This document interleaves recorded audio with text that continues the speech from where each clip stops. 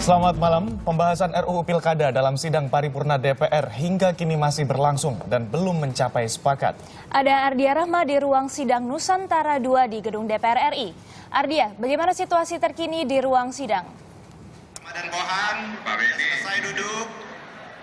Winda dan Zuen, paripurna DPR untuk hari ini diskors kembali oleh pimpinan sidang karena beberapa hampir separuh dari seluruh anggota yang hadir dalam paripurna ricuh maju ke depan untuk meminta pimpinan rapat mencabut hak yang diberikan kepada Demokrat untuk memberikan sikap. Nah, kericuhan ini muncul karena timbul opsi ketiga yang ditawarkan oleh Partai Demokrat untuk meminta pemilihan kepala daerah langsung melalui 10 syarat yang diajukan oleh Demokrat. Dan ini memang tidak disepakati oleh seluruh fraksi karena Partai Golkar, lalu Partai PAN, dan Partai PKS menginginkan adanya langsung ke voting dan maksud saya untuk meninggalkan opsi yang diberikan oleh Partai Demokrat. Dan ini sudah dibahas dalam lobi sebelumnya oleh fraksi-fraksi dan juga pimpinan DPR serta pemerintah bahwa akan hanya ada dua opsi dalam mekanisme pemilihan kepala daerah, yaitu opsi langsung atau melalui DPRD. Berapa hari lagi Mbak Dada bangkunya yang Ketiga ini seperti apa yang akan disampaikan, yang akan dibahas setelah sidang skors?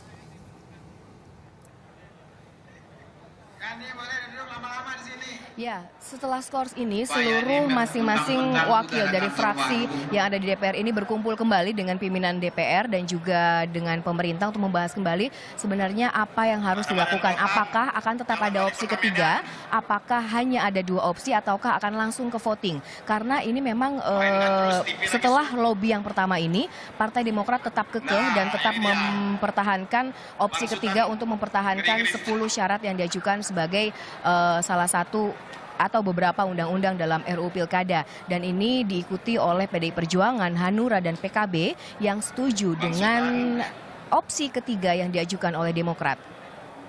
Iya, Ardia, jadi apa saja yang sudah disepakati dalam sidang tadi? Ya, dalam lobi juga sudah disepakati beberapa hal. Yang pertama mengenai dinasti politik, bahwa sudah ada peraturan, ada larangan untuk tidak mengajukan calon yang mempunyai hubungan perkawinan dengan calon petahana, dan juga harus menunggu waktu 5 tahun untuk dicalonkan kembali. Yang kedua, untuk sistem rekapitulasi akan ada rekapitulasi berjenjang yang akan dilaksanakan pada pilkada selanjutnya. Dan yang terakhir ini mengenai juga dibahas pemerintah, atau maksud saya Demokrat, yang boleh mengajukan opsi atau mengajukan 10 syarat untuk opsi pemilihan pilkada secara langsung. Baik, Ardia Rahma dari ruang sidang paripurna gedung DPR Jakarta.